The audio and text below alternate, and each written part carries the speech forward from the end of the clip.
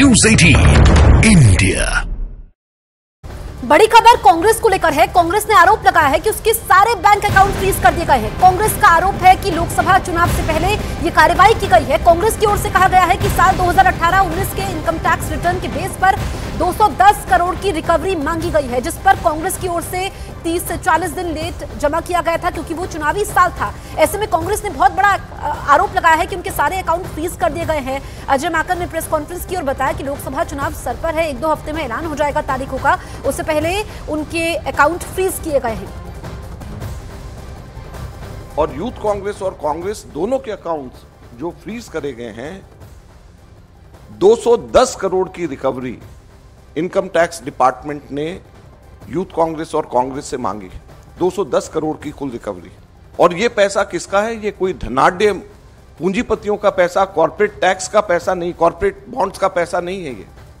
ये पैसा जो कांग्रेस पार्टी के अकाउंट्स में है, वो ऑनलाइन जो हम लोगों ने क्राउड फंडिंग जो करा है, उसका पैसा पड़ा हुआ है। लगभग 25 करोड़ रुपया हमारा इकट्ठा हुआ है, जो हमारे देश के अंदर, जिसमें 95% से भी ज्यादा पैसा 100 रुपए से भी कम यूपीआई से लोगों ने जमा कराया। यूथ कांग्रेस का जो पैसा है, यूथ कांग्रेस की मेंबरशिप ड्राइव का पैसा है, और वो पैसा इनकम टैक्स ने, भारत सरकार ने फ्रीज कर दिया है।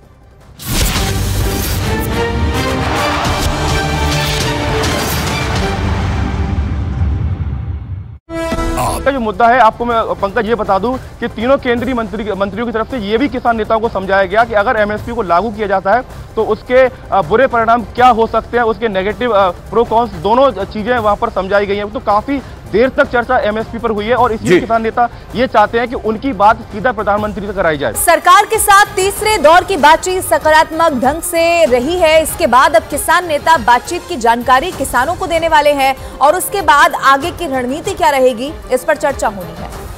3 मांगे बड़ी मांगे, सभी मांगे बड़ी हैं, जैसे एमएसपी खरीद की गारंटी का कानून, C2 प्लस 50% और किसान और खेत मजदूर का कर्ज, और भी जितनी मांगे हैं, तो उसके ऊपर काफी लंबी चर्चा चली है। हमने ये कहा कि आप कहते हैं कि बातचीत जारी रखनी चाहिए, बैठ के मसले का हल करेंगे। हमने कहा बिल्कुल उचित है। नेक्स्ट मीटिंग का समय उन्होंने एतवार का दिया है। मीटिंग पॉजिटिव माहौल में हुई है। सरकार और किसानों के बीच अभी तक 3 दौर की बातचीत हो चुकी है। अब अच्छी बात यह है कि बैठक सकारात्मक माहौल में ही हुई है। कई मुद्दे ऐसे जिन पर दोनों